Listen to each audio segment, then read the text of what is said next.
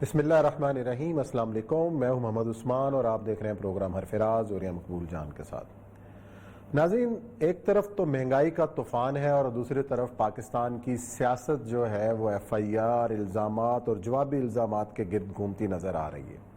اس تمام تر صورتحال میں عوام کے جو مسائل ہیں وہ اس گرد کے نیچے دبتے ہوئے نظر آ رہے ہیں، اور ایسا لگ رہا ہے کہ جیسے توجہ ہٹانے کے لیے ایسے معاملات اوپر اٹھائے جا رہے ہیں۔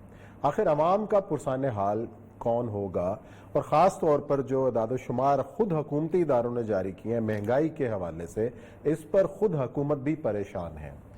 آج سے کل اپنا جو وزیر اطلاعات ہیں شبلی فراز صاحب، انہوں نے بھی اس بات کا اعتراف کیا کہ مہنگائی میں اضافہ ہوا ہے، لیکن باقی اشاریے مثبت ہیں۔ وہ کون سے مثبت اشاریے ہیں جن کو وہ اپنی کامیابی قرار دے رہے ہیں، آج اس پر بھی ہم کریں گے بات۔ اور دوسرا ہے ایف آئی آر والا معاملہ کہ آج نون لیگ کے تمام رہنما جن کے نام ایف آئی آر میں تھے ان میں سے بیشتر شاہدرہ تھانے گئے اور اپنی گرفتاری کو انہوں نے کہا کہ ہم گرفتاری پیش کرنے آئے ہیں، لیکن نہ تو انہیں وہاں گرفتار کرنے والا تھا اور نہ ہی جس نے ایف آئی آر درج کی وہاں ان کو ملا، اور نہ ہی کوئی تفتیش ہی۔ آخر یہ ایف آئی آر پر سیاست اور کتنے دن چلے گی، اس پر بھی بات کریں گے، اور پروگرام کے اندر جو ہے ذکر کریں گے آذربائیجان اور آرمینیا کا جو اپڈیٹ کیا صورتحال ہے، اس کے اوپر بات کریں گے، اور کرونا کی صورتحال بھی زیر غور آئے گی کہ بڑھتا جا رہا ہے اور کیا اس کے اوپر اقدامات ہو رہے ہیں اور ہماری سیریسنس کیا ہے۔ اور یہ سب چونکہ اس وقت اسٹوڈیو میں میرے ساتھ موجود نہیں ہے، طبیعت ناساز ہے، گھر سے وہ ہمیں جوائن کریں گے، اور ہمیں آج اس پہلے سیگمنٹ کے اندر معروف ماہر معاشیات جناب فاروق سلیم صاحب بھی اسلام آباد سے جوائن کریں گے۔ بڑی گہری نظر رکھتے ہیں ان تمام تر معاملات میں۔ سیگمنٹ شروع کرتے ہیں تو اوریہ صاحب کو میں دعوت دوں گا کہ السلام علیکم اوریہ صاحب۔ السلام ورحمۃ اللہ۔ اوریہ صاحب سن پا رہے ہیں آپ؟ جی میں بالکل سن پا رہا ہوں جی آپ کو۔ طبیعت کیسی ہے؟ آپ اپنے ناظرین کو یہ تو بتائیں نا۔ یار بہتر ہے، وہ مجھے تو ہر موسم بدلتے ہی ایک فلو کا اٹیک ہوتا ہے بہت بری طرح کا، اور وہ ظاہر بات ہے بہت زیادہ جو ہے وہ آج کل بہت بکری ہوئی ہے، سیاسی الرجی بھی ہے، اپنا معاشی الرجی بھی ہے، ہر چیز کی الرجی ہے، تو آپ بہتر ہے اللہ خیر کرے، اللہ کا ناظر ہوں۔ چلے جی، اللہ تعالیٰ بہتر کرے۔ اور یہ سب ہمیں جوائن کیا ہے فاروق سلیم صاحب نے بھی اسلام آباد سے، ان کو بھی پروگرام میں خوش آمدید کہتے ہیں۔ السلام علیکم فاروق صاحب۔ جی وعلیکم السلام، thank you very much for اچھا فاروق صاحب، یہ بتائیے گا کہ کل خود حکومت نے کہا کہ مہنگائی میں اضافہ ہو رہا ہے، لیکن باقی جو اشارے ہیں یا اشاریے ہیں، جو باقی معاملات ہیں وہ بہتر ہیں، تو میں آپ سے پوچھوں گا کہ 2 سال کے دوران کون کون سے معاملات معیشت کے بہتر ہوتے نظر آئے ہمیں؟ عثمان صاحب، مہنگائی کا معاملہ ہو یا باقی اشاریوں کے معاملات ہوں، یہ مہنگائی کی جو بیماری ہے یہ بیسیکلی غریب آدمی کی بیماری ہے، اور جو پاکستان میں فیصلہ ساز شخصیات ہیں وہ عمرہ ہیں، ان کا اس بیماری سے کوئی تعلق نہیں ہے۔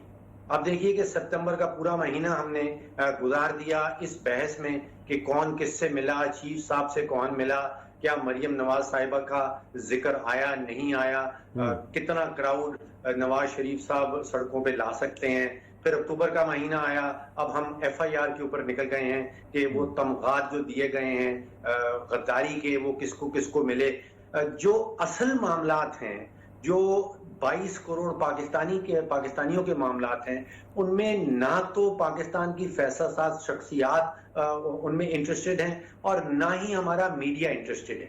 آپ دیکھ لیجئے کہ تقریباً 90 سے 95% ٹائم جو ہے وہ میڈیا ہمارا سیاسی امور کے اوپر گزارتا ہے، ایف آئی آر پر گفتگو ہو رہی ہے۔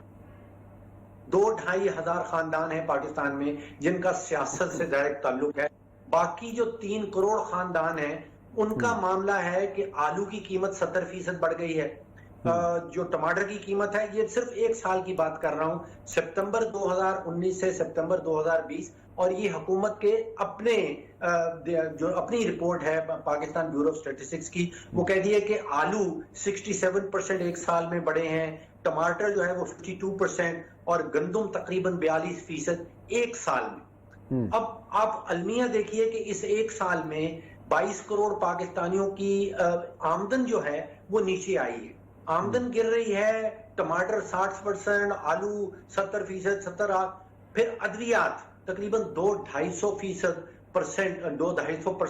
ادویات جو ہے پچھلے 2 سال میں بڑھ گئی۔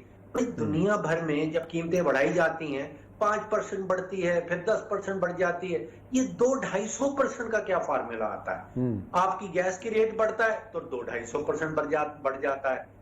یہ غریب آدمی کا کوئی سوچنے کو تیار نہیں ہے. دیکھیے آج سے 2 سال پہلے تقریباً 30% پاکستان کی آبادی جو ہے وہ شرح غربت سے نیچے رہ رہی تھی. اگر تعداد گننا چاہتے ہیں تقریباً 7 کروڑ پاکستانی تھے جو شرح غربت سے نیچے رہ رہے ہیں. آج وہی سروے بتاتا ہے کہ تقریباً 41% آبادی جو ہے وہ غربت سے نیچے رہ رہی ہے. 2 سال پہلے 7 کروڑ پاکستانی تھے, آج 9 کروڑ پاکستانی ہیں. آپ اندازہ کیجئے 9 کروڑ کہہ دینا آسان ہے, دنیا کے بے شمار ممالک ایسے ہیں جن کی آبادی کل آبادی 9 کروڑ کی نہیں ہوتی. 9 کروڑ پاکستانی شرح غربت سے نیچے رہ رہے ہیں اور ہم کہہ رہے ہیں کہ یہ ایسے کون سے اشاریے ہیں کہ جو بہتر ہو گئے ہیں. اب آپ مجھے بتائیے کہ میں گھر سے نکلتا ہوں, آپ پاکستان کی کسی بڑی مارکیٹ میں چلے جائیے, وہاں پہ وہ بے روزگار دہاڑی دار جو ہے وہ بیٹھے رہتے ہیں. میں سوچ رہا تھا کہ اگر حکومت کا کوئی نمائندہ ان کے پاس جائے اور ان کو کہے کہ بھئی بڑی مبارک ہو, ہمارا کرنٹ اکاؤنٹ ڈیفیسٹ بہتر ہو گیا, تو وہ جو اپنا ہتھوڑا لے کے اور بیلچا لے کے جس کو 15 دن سے 20 دن سے روزگار نہیں ملا, وہ کیا استعمال کرے گا اس ہتھوڑے کا اور اس بیلچے کا؟ اب ان لوگوں کو جو 9 کروڑ پاکستانی شرح غربت سے نیچے رہ رہے ہیں اس وقت, ان کو جا کے ہم کہیں کہ بھئی آپ کو بڑی مبارک ہو, وہ موڈیز نے ہماری ریٹنگ بہتر کر دی, تب یہ معیشت دان آپس میں بحث کرتے ہیں. اس میں غریب آدمی کا کوئی تعلق نہیں ہے. اور یہ صاحب بالکل صحیح بات ہے. اچھا لیکن ایسا نہیں لگتا کہ جب چینی مہنگی ہو رہی ہے, ہر چیز مہنگی ہو رہی ہے, تو ایسے کوئی مافیاز کی حکومت لگتی ہے اور اس کے سامنے حکومت بے بس نظر آتی ہے؟ اب دیکھیے یہ جو آپ نے مافیا کا نام لے لیا, میں سمجھتا ہوں کہ وہ جس کو انگریزی میں اسکیپ گوٹ کہتے ہیں, یعنی کہ قربانی کا بکرا ڈھونڈنا ہے. اب اگر چینی کی قیمت 55 روپے تھی 2 سال پہلے اور آج وہ 115 روپے بک رہی ہے, حکومت سے سوال پوچھے تو کہہ دیجیے مافیا نے کر دیا. یہ مافیا کون سی بلا ہوتی ہے؟ مافیا ایک قربانی کا بکرا ڈھونڈا ہوا ہے. اصل یہ ہے کہ حکومت کے پاس معاشی پالیسی نہیں ہے, اور اگر ہے تو وہ فیل ہو رہی ہے. آٹے کی قیمت 36 روپے تھی جب نواز شریف صاحب تھے, آج وہ 75 روپے ہے. آپ اندازہ کیجئے, میری بیوی کل آٹا لے کے آئی, اس نے پچھلے 10 سالوں میں مجھ سے کبھی بھی آٹے کی قیمت کا ذکر نہیں کیا, اور کل اس نے کہا کہ مجھے جو چکی کا آٹا ہے وہ 85 روپے کلو ملا ہے. جی اب آپ کہیں کہ وہ تو مافیا ہے. مافیا کچھ نہیں ہے, یہ قربانی کا بکرا آپ نے ڈھونڈا ہے کہ مافیا نے یہ کر دیا, مافیا نے وہ کر دیا. اصلیت یہ ہے کہ آپ کے پاس یا تو معاشی پالیسی کا فقدان ہے, اور یا معاشی پالیسی جو آپ اختیار کیے ہوئے ہیں وہ مکمل طور پہ فیل ہو گئی ہے. تو آپ ایک قربانی کا بکرا ڈھونڈ لیتے ہیں. اب بجلی کی قیمت بڑھ گئی, جی مافیا نے قیمت بڑھا دی. ارے بھائی یہ مافیا کیا چیز ہوتی ہے؟ آپ کی اپنی پالیسی کیا ہے؟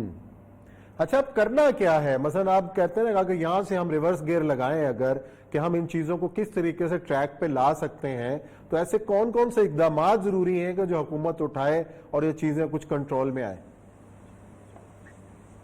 دیکھیے اگر آپ غور کرنا شروع کریں تو پاکستان کے پاس اتنے وسائل, خاص طور پہ ہماری حکومت کے پاس اتنے اربوں اور خربوں روپے کے وسائل نظر آتے ہیں. اگر آپ ان کے 1 سال کے جو خسارے ہیں وہ آپ گن لیں تو آپ کو اندازہ ہوگا کہ حکومت کتنی امیر ہے.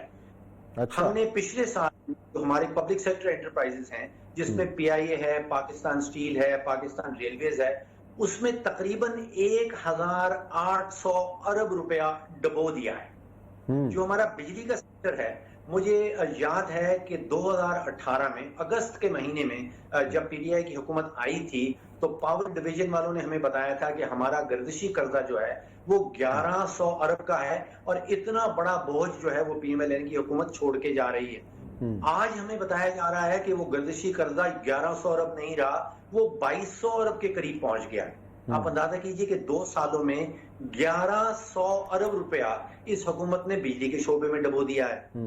اب وہ کراچی میں آج بزنس مین کہہ رہے ہیں کہ گیس ختم ہو گئی ہے. بھائی 2 سے 2.5 ارب ڈالر کی گیس سالانہ اس ملک میں چوری ہو رہی ہے. مجھے بتائیے اتنا بڑا خسارے، آپ خسارہ 1800 ارب کا پبلک سیکٹر انٹرپرائز میں کر رہے ہیں، 1100 ارب کا بجلی کے سیکٹر میں کر رہے ہیں، 2-2.5 ارب ڈالر کی گیس چوری کروا رہے ہیں سالانہ. اتنی امیر حکومت جو اتنے بڑے بڑے خسارے کر سکتی ہے، ان خساروں کو اگر آپ سوچئے کہ آدھا کر دیا جائے، میں ختم کرنے کی بات نہیں کر رہا، 50% کم کرنا ہے. ہم پڑھے ہیں، ہمارا فوکس لگا ہے کہ ٹیکس اکٹھا کرنا ہے، کہ ٹیکس چوس نکالو پاکستانیوں سے جتنا بھی نکال سکتے ہیں. بھئی یہ آپ اور میں سارا مہینہ محنت کریں اور اس کے اوپر ٹیکس لگے اور حکومت کو ٹیکس اٹھا کے پی آئی اے اور پاکستان ریلوے اور پاکستان سٹیل میں ڈبو دیں. میں اور آپ اس لیے محنت کرتے ہیں کہ ہماری محنت کی کمائی جو ہے وہ بجلی کے سیکٹر میں ڈبو دی جائے. بالکل. اپنا فاروق صاحب اوریہ صاحب سے بھی پوچھیں گے، جو آپ نے یہ نقاط اٹھائے ہیں ان کا حکومت کے پاس تو بڑا آسان طریقہ ہے کہ پی آئی اے بھی سابقہ لوگوں نے حکومتوں نے ڈبو دیا، ریلوے بھی سابقہ حکومتوں نے ڈبو دیا، سٹیل مل جس کی بات کر رہے ہیں ہمیں جو خرچے برداشت کر رہے ہیں، اور یہ سب وہ سارا ملبہ باقی حکومتوں پہ ڈالتے ہیں. لیکن یہ تو بتایا جائے کہ ان 2 سالوں میں آپ نے بہتری کے لیے کیا کیا؟ دیکھیں، پہلی بات تو یہ ہے، اتنی خوبصورت بات انہوں نے کی ہے. آپ مجھے بتائیے کہ ان کے گھر کے اندر اگر 2 نوکر یا 1 نوکر کام نہ کر رہا ہو تو کیا یہ اسے اگلے مہینے تنخواہ دیں گے؟ ان کی کوئی دکان نہ چل رہی ہو، یہ چلاتے رہیں گے؟ کبھی بھی نہیں چلائیں گے. ان کا کوئی کاروبار جو ہے وہ خسارے میں جا رہا ہو تو کسی طور پر بھی کہیں گے یار اس کو بند کرو، ہم کوئی اور اچھی جگہ اس کو انویسٹمنٹ کرتے ہیں. اپنے معاملے میں تو پاکستان کا ہر پولیٹیشین سیانا ہے، ہر چیز ہے. ایک بندے کی بس اگر چل رہی ہو نا اور وہ جس روٹ پہ منافع نہ دے تو وہ اس بس کو بند کر دیتا ہے. وہ کہتا ہے میرا کیا تعلق ہے اس کے ساتھ. لیکن ہم وہ بات 1800 ارب کو تھوڑی اماؤنٹ نہیں تھی، اس بار رسیم صاحب نے بتائی ہے. ہم ان سیکٹرز میں دیے چلے اور آپ اندازہ کریں کہ ہر نکمے کے پیچھے 4 پولیٹیشین کھڑے ہو جاتے ہیں. اس کو نوکری سے نہیں نکالو، اس کو نکالا تو یہ ہو جائے گا، اس کو نکالا تو یہ ہو جائے گا، یہ سیکٹر چلاؤ. یعنی آپ اندازہ کریں کہ جس ملک کے اندر حکومت لا اینڈ آرڈر چھوڑ کے، لوگوں کی چوریاں ڈکیتیاں بند کرانا چھوڑ کے، انصاف کی فراہمی چھوڑ کے کاروبار میں لگ جائے تو اس ملک کے ساتھ یہی ہوتا ہے. اصل میں عثمان صاحب سب سے بڑی وجہ یہ ہے کہ پاکستان کا جو بھی انٹیلیجنس ہے جس کی فاروق سلیم صاحب نے بات کی ہے، اس کے کان بند ہیں عام آدمی کی وجہ سے.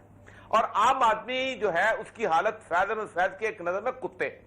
وہ کہتا ہے کہ یہ گلیوں میں آوارہ بیکار کتے یہ جو ہیں یہ پھڑے رہتے ہیں، کوئی ان کو ٹکڑا دیتا ہے، کوئی کچھ کرتا ہے. اگر کوئی ان کو پتہ چل جائے کہ ہمارے ساتھ جو حشر جو کیا ہے وہ فلاں بندے نے کیا ہے تو وہ اس کی ہڈیاں چبا دیں. اور آخر میں وہ لکھتے ہیں کہ کوئی ان میں احساس غیرت دلا دے، کوئی ان کی سوئی ہوئی دم ہلا دے. یعنی یہ کیفیت ہے عوام کی. اس کی ایک وجہ ہے پاکستان میں تقریباً 98% جو لوگ ہیں ایسے ہیں کہ جنہوں نے اپنا رونا دھونے کے ساتھ زندگی گزار کے تقدیر پہ بیٹھے ہوئے ہیں. اور سسٹینیبل ولیج اکانومی ہے کہ گاؤں میں آپ ہیں تو آپ نے صرف نمک خریدنے کے لیے جانا تو کچھ نہیں. وہ بیچارے ان کے اگر آنسو آتے بھی ہیں تو اسی بات پہ آتے ہیں کہ چلو آٹا مہنگا ہو گیا ہے تو چلو آٹا تو اپنے گھر کا ہے لیکن اب دوائی ڈاکٹر کی ہم نہیں لیں گے. ٹھیک ہے، ہم بچے کو سکول نہیں پڑھائیں گے، ہم یہ نہیں کریں گے. وہ کمپرومائز کرتے ہیں. اور کوئی اپوزیشن کا بندہ ان کو یہ نہیں کہتا کہ تمہارا کام کمپرومائز نہیں ہے، تمہارا گریبان تھامنا ہے. آپ سوچ سکتے ہیں کہ ہر اللہ تعالیٰ ہم کرتے ہیں. یعنی اتنی خوبصورت بات کی ہے کہ یہ میری ملک میں اپنا آٹا خریدنے جاتا ہوں ٹیکس دیتا ہوں، میں جوتا خریدنے جاتا ہوں ٹیکس دیتا ہوں، میں صابن خریدنے جاتا ہوں ٹیکس کہتا ہوں. اور وہ میں 2-3 روپے میرے ٹیکس اکٹھے کر کے جب 2 لاکھ روپے ہو جاتے ہیں تو وہ ایسا کرتے ہیں کہ ایک ایئر کنڈیشن لگ جاتا ہے کسی افسر کے کمرے میں، کسی جگہ کچھ ہو جاتا ہے، کوئی نئی گاڑیاں خریدی جا رہی ہوتی ہیں، کوئی پرواہ نہیں کرتا. عثمان صاحب جب ہم نے نوکری جوائن کی تھی سول سروس کی تو ڈپٹی کمشنر کے دفتر میں اے سی نہیں ہوتے تھے، ٹوٹی ہوئی کرسیاں چند عوام آ کے بیٹھتے تھے. آپ آج سے تو تھانے میں چلے جائیں آپ کو اے سی ملے گا، آپ اس کو وہاں صوفے ملیں گے. آپ کے جو نان ڈیولپمنٹ ایکسپینڈیچر بھی بڑھتے جا رہے ہیں، اللہ تلے بھی بڑھتے جا رہے ہیں. صرف ایک وزیر اعظم کے جو ہے وہ مسافر طیارے پہ سفر کرنے سے ملک کی اکانومی ٹھیک نہیں ہوگی.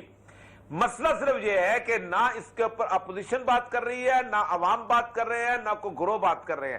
اور ایک ایسا سناٹا ہے، اس سناٹے کے اندر مجھے بڑا خوف آتا ہے کہ سناٹا جب برسٹ ہوتا ہے تو جب بھی حکومت کے خلاف کوئی موومنٹ چلتی ہے تو لوگ اپنا اپنا دکھ لے کے جاتے ہیں. عثمان صاحب صحیح بات. میں اپنا دکھ لے کے جاتا ہوں کہ مجھے کل صبح مجھے ملازمت نہیں ملی، یہ لے کے جاتا ہے اس کے بیٹے نے خودکشی کی ہوتی ہے، اس کو نوکری نہیں ملتی، دوسرا چلا جاتا ہے اس کو تھانے دار نے لتر لگائے ہوتے ہیں.